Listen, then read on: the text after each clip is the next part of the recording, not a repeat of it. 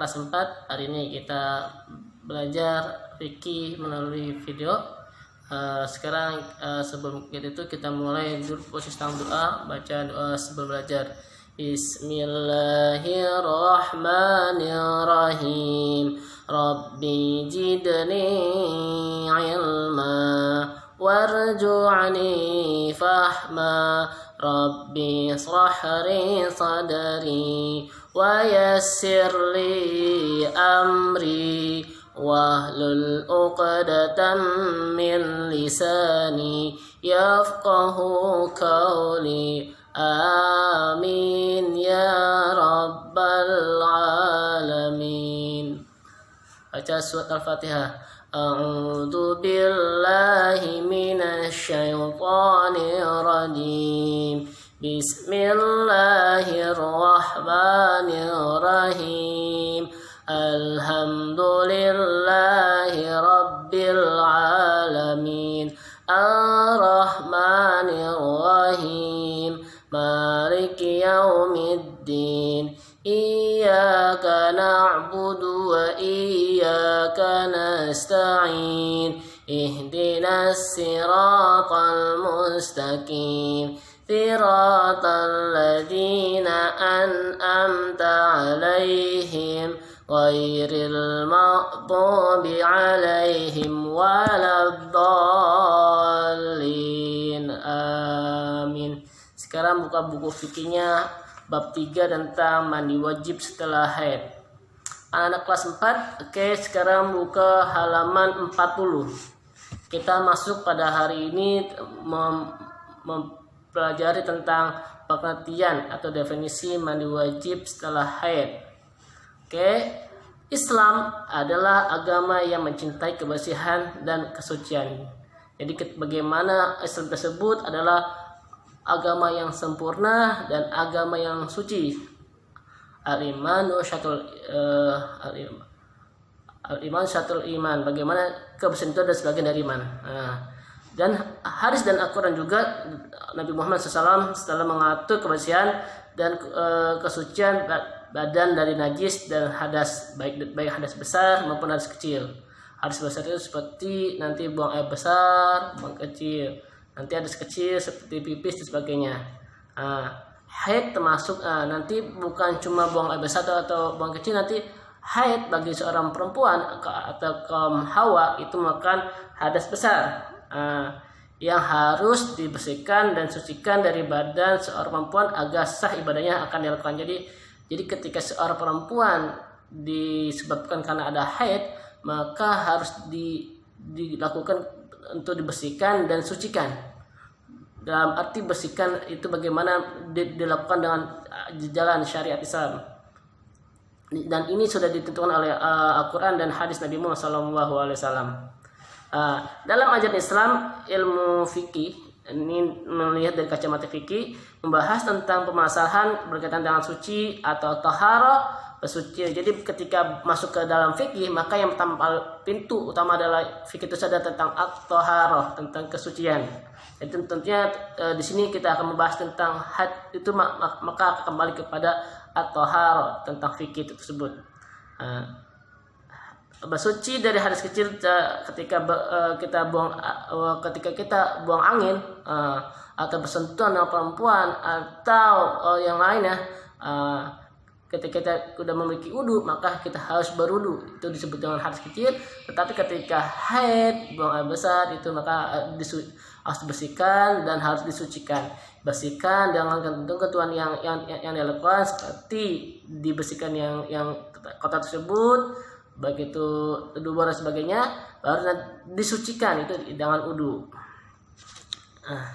Seorang perempuan diwajibkan mandi junub karena ada beberapa sebab, yaitu ihtilam. Bagi perempuan yang telah balik meninggal dunia, haid melahirkan. Jadi ketika seorang perempuan atau yang melakukan ihtilam atau haid atau setelah melahirkan, ataupun seorang laki-laki maupun perempuan yang meninggal dunia, itu harus dimandikan. Bagi perempuan yang mengalami salah satu yang mana ini adalah yang termaktub dalam surat Al-Maidah ayat 6. A'udzu billahi minasyaitonir rajim. Bismillahirrahmanirrahim. Ya ayyuhalladzina amanu idza kuntum ilas salati فاغسلوا وجوهكم وأيديكم إلى المرافق وامسحوا برؤوسكم ورجلكم إلى الكعبين وإن كنتم جنبا فطهروا. Tapi untuk hari ini kita akan jelaskan wa in kuntum junuban fatahharu. Ketika kamu berjunub maka bersucikanlah atau maka sucikanlah. Artinya, wahai orang-orang yang beriman, apabila kamu hendak melaksanakan sholat, baik itu fardu maupun sunnah, maka basuhlah wajahmu dan tanganmu sampai ke siku dan sapulah kepalamu dan basuhlah ke kedua kakimu sampai sampai mata kaki. Jika kamu junub maka mandilah atau bersucilah. Jadi ini yang kita bahas adalah tentang mandi wajib setelah haid. Al-Maidah ayat 6. Ya. Di sini kita akan masuk ke tentang pengertian mandi haid setelah mandi wajib setelah haid. Dalam surat Al-Baqarah ayat 222, A'udzu billahi minasyaitonir rajim. Bismillahirrahmanirrahim. Wa yas'alunaka 'anil mahid. Artinya maka mereka bertanya kepadamu tentang haid. Katakanlah haid itu adalah sesuatu yang kotor atau sesuatu yang kotoran. Jadi itu bukan dirinya kotor tapi haid tersebut ya harus dikotorkan, maka diri kita harus dibersihkan dan harus disucikan. Ini ada dalam surat Al-Baqarah ayat 222. Jadi bagaimana ikhtilaf ulama, ada pendapat ulama tersebut tentang haid. Haid tidak akan terjadi sebelum anak perempuan. Jadi bagaimana ikhtilaf tersebut? Ada yang mengatakan 9, 10, 11, 12, 13, 14, 15. Adapun 9, 10, 11 ini adalah bagaimana kembali kepada diri masing-masing, berbeda antara wanita tersebut, satu yang lain berbeda dengan lain.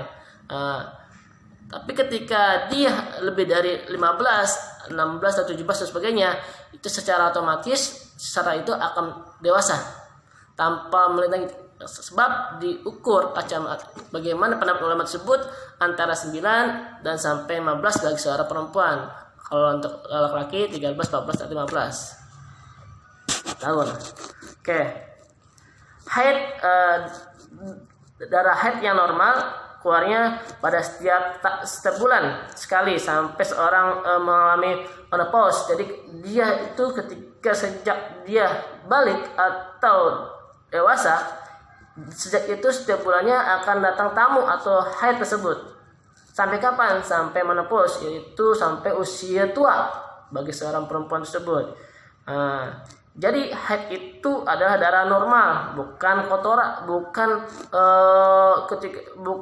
darah yang normal yang alami, bukan disebabkan oleh suatu penyakit. Jadi bukan karena penyakit, karena keguguran atau kelahiran sebagainya. Jadi haid itu adalah normal, bukan karena penyakit dan sebagainya.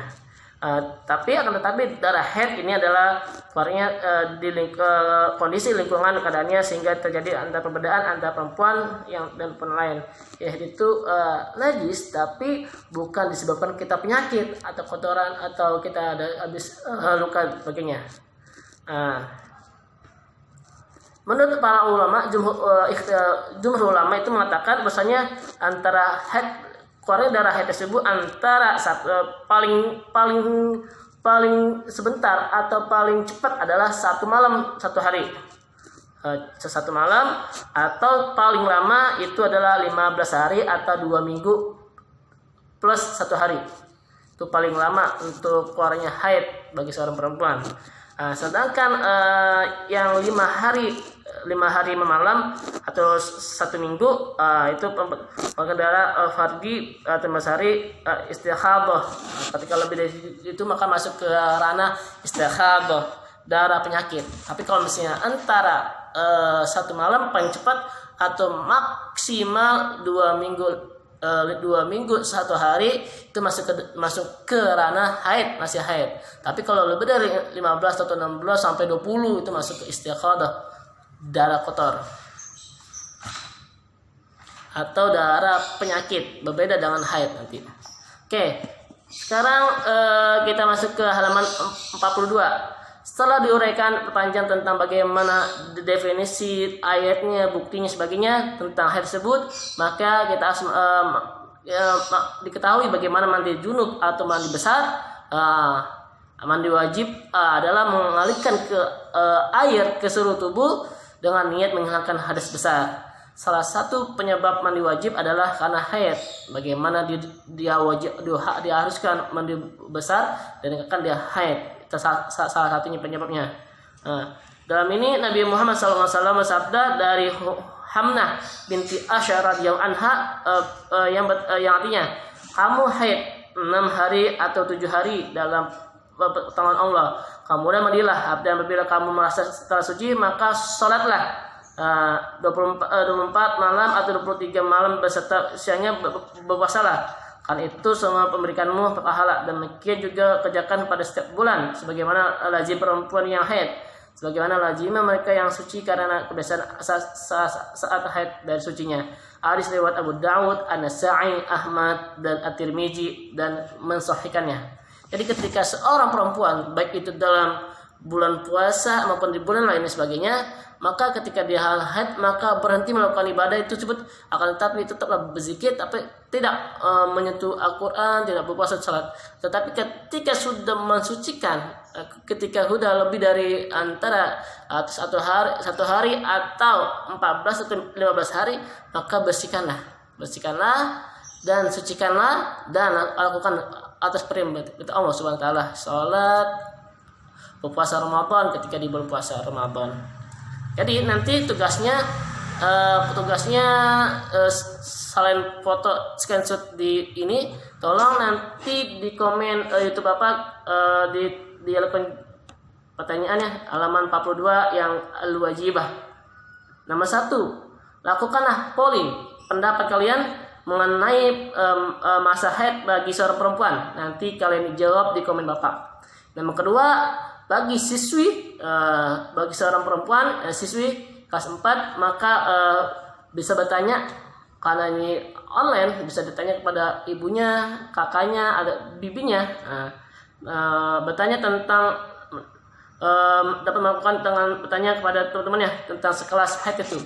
Jadi bagaimana haid tersebut, jadi haid itu didapat sekitar usia itu berapa, tanya.